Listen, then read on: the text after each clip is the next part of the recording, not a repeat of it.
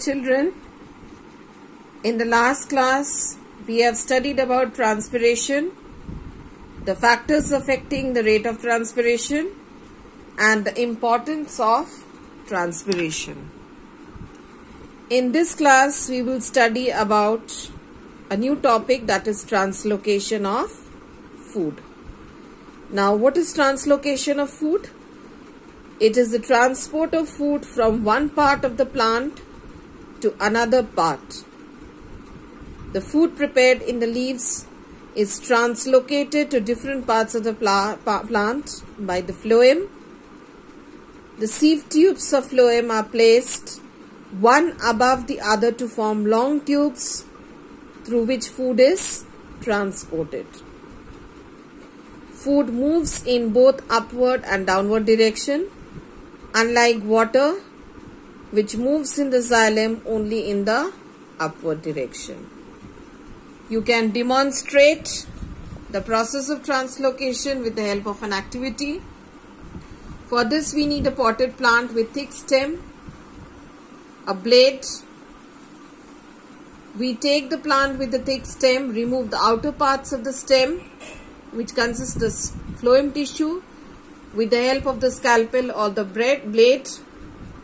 Then we keep the plant in the sun and water it regularly. We observe the stem after a few days.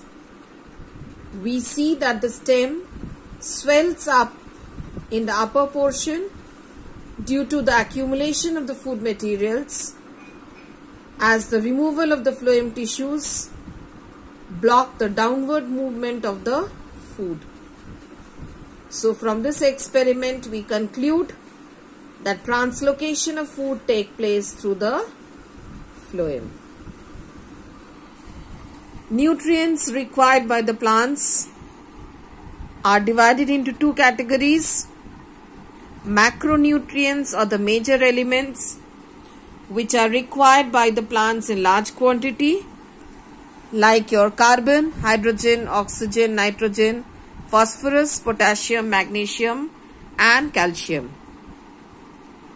Micronutrients are the minor elements required by plants in small quantities, like your iron, copper, boron, zinc, manganese and chlorine.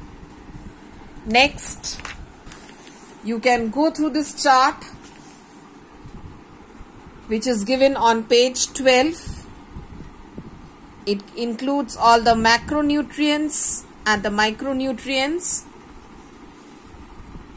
You have to learn at least two roles in the plants and the two deficiency symptoms due to the lack of the macronutrients and the micronutrients. That's all for today's class. But go through the keywords given at the end of the chapter and the quick review all the points which are mentioned at the end of the chapter. In the next class we will be discussing the question answers. Thank you and have a nice day.